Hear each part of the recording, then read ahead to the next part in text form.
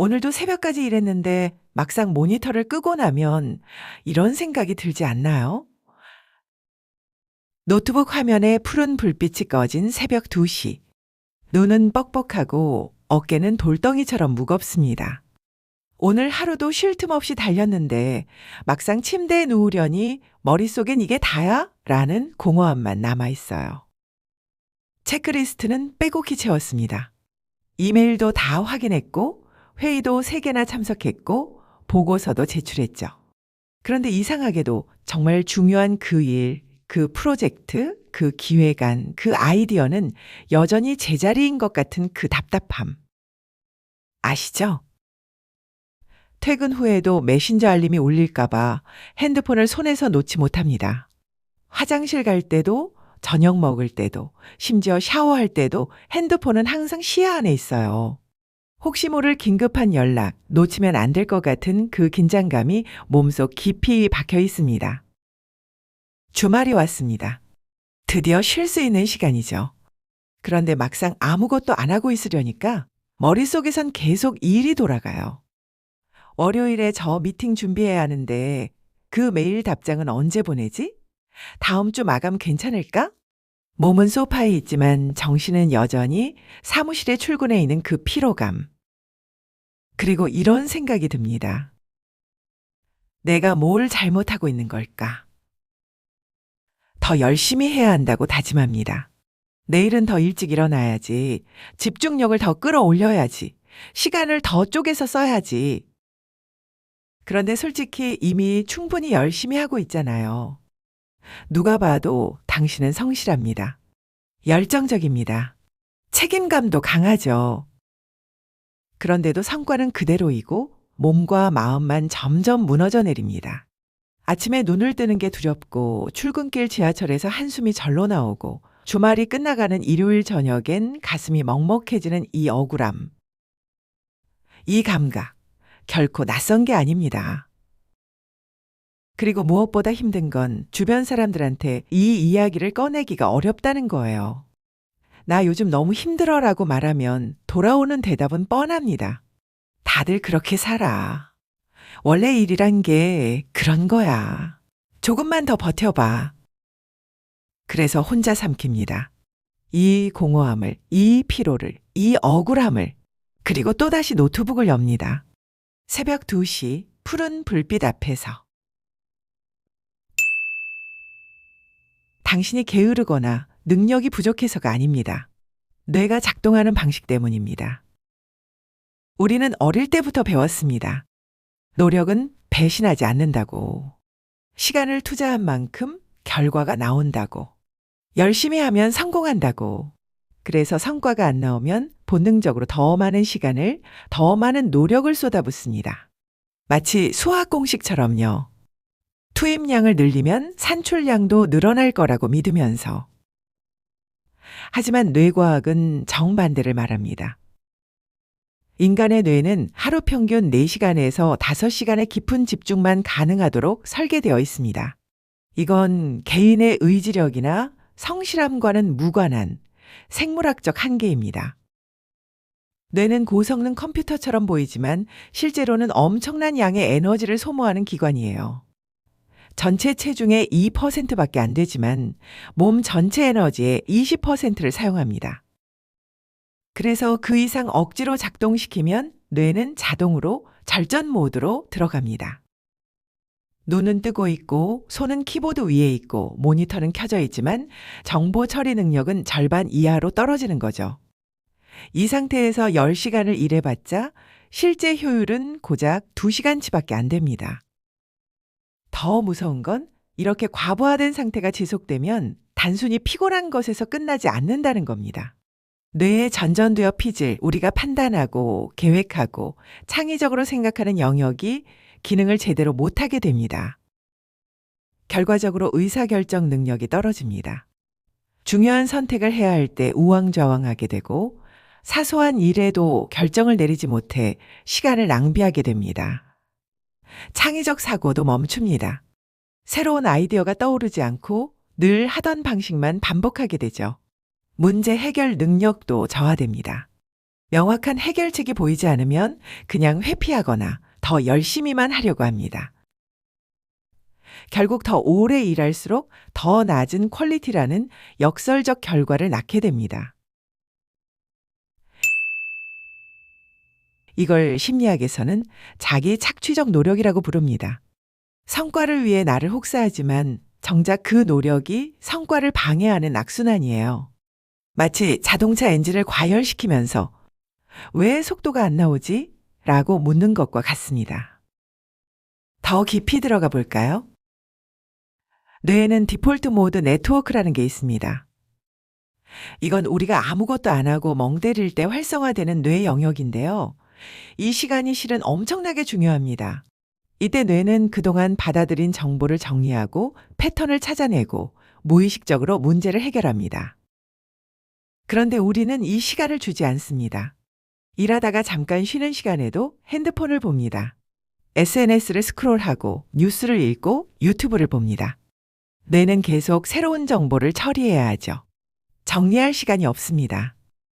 마치 하드디스크에 파일만 계속 쌓아놓고 정리는 안 하는 것과 같아요. 결국 시스템이 느려집니다. 또 하나 중요한 개념이 있습니다. 인지 부하입니다. 우리 뇌는 동시에 처리할 수 있는 정보의 양이 제한되어 있습니다. 이메일 확인하면서 회의하고, 보고서 쓰면서 메신저에 답하고, 영상 보면서 기획안을 생각하면 뇌는 실제로 멀티태스킹을 못합니다. 그냥 빠르게 작업을 전환할 뿐이에요. 그리고 매번 전환할 때마다 에너지를 소모하고 집중력을 잃습니다. 연구에 따르면 작업을 한번 전환할 때마다 다시 원래 집중도로 돌아오는데 평균 23분이 걸린다고 합니다. 하루에 몇 번이나 작업을 전환하시나요? 그렇다면 하루 종일 제대로 집중한 시간이 실제로 얼마나 될까요? 그러니까 지금 당신이 느끼는 그 공허함과 피로는 당연한 겁니다. 전혀 이상한 게 아니에요. 잘못된 방식으로 자신을 밀어붙였을 때 뇌가 보내는 정확한 경고 신호였던 거예요. 당신을 지키기 위한 반응이었습니다. 당신은 게으른 게 아닙니다. 능력이 부족한 것도 아닙니다.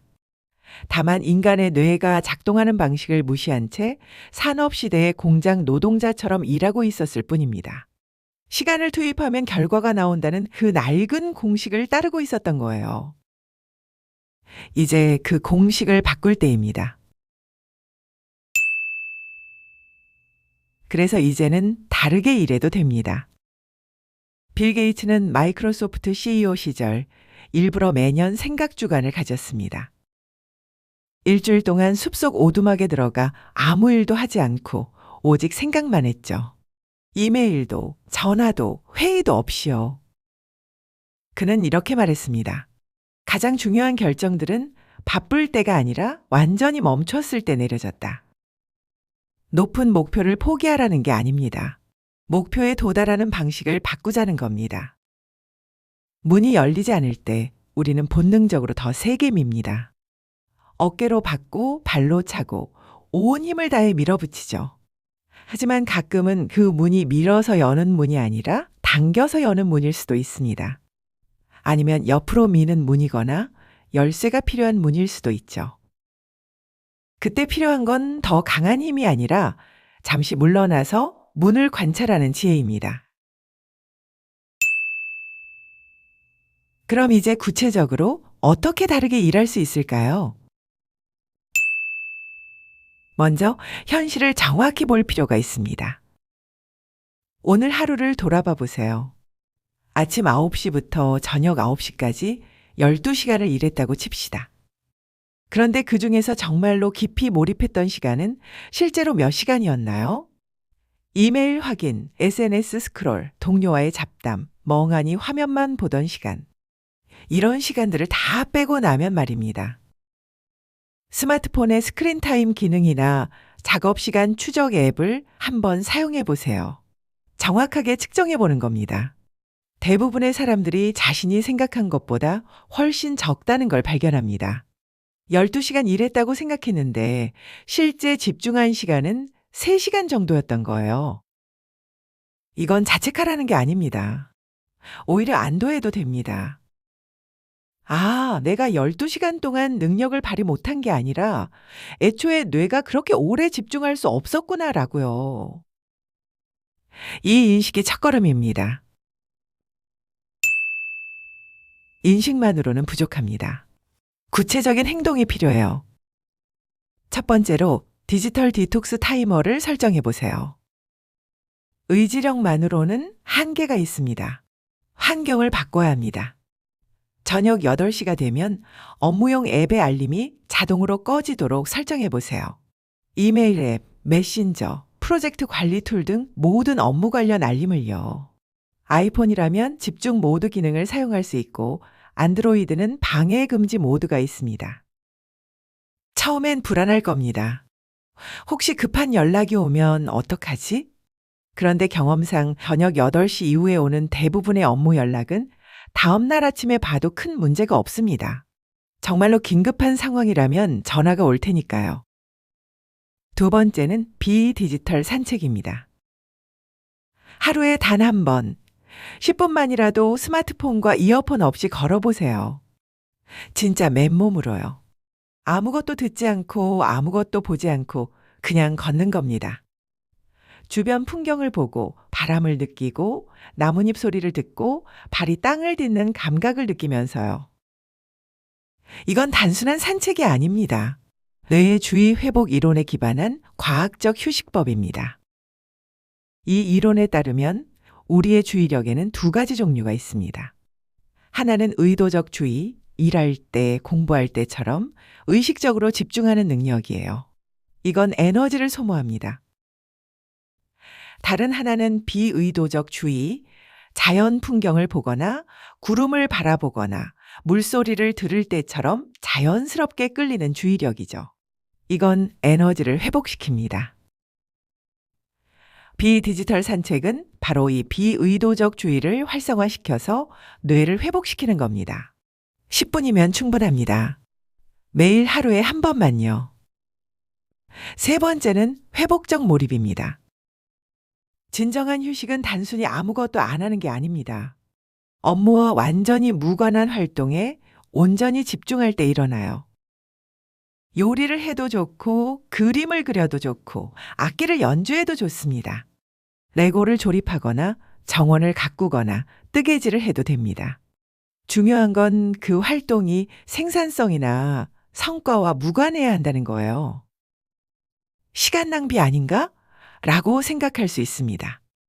하지만 이 시간 동안 뇌는 디폴트 모드 네트워크를 가동시켜서 당신이 의식하지 못하는 사이에 문제를 해결하고 있습니다.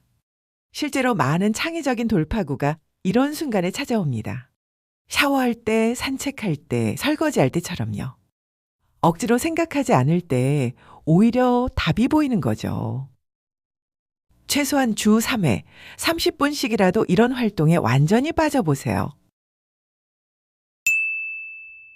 마지막으로 가장 중요한 건 마음가짐입니다. 휴식은 게으름이 아닙니다. 최고의 집중력을 확보하기 위한 전략적 재정비입니다. 운동선수를 생각해 보세요. 마라톤 선수가 42.195km를 쉬지 않고 전력 질주하나요? 아닙니다. 페이스를 조절하고 물을 마시고 호흡을 가다듬으면서 달립니다. 그래야 결승선까지 갈 수 있으니까요. 일도 마찬가지입니다. 당신의 커리어는 100m 달리기가 아니라 마라톤입니다. 아니, 울트라 마라톤이죠. 10년, 20년, 30년을 달려야 하는 긴 여정입니다. 그렇다면 전력 질주만 하다가 2, 3년 만에 번아웃 되는 것보다 적절히 쉬면서 10년, 20년 후에도 최고의 퍼포먼스를 유지하는 게 훨씬 현명하지 않을까요? 문이 열리지 않을 때 더 세게 밀기보다 잠시 물러나서 올바른 방향을 찾는 지혜가 필요합니다. 당신은 이미 충분히 노력하고 있습니다. 정말로요. 누구보다 성실하고 열정적이고 책임감도 강합니다. 그 노력을 의심하는 게 아니에요. 다만 이제는 그 노력이 제대로 빛을 발할 수 있도록 방향을 조금만 바꿔보자는 겁니다. 더 오래 일하는 대신 더 깊이 집중하는 것.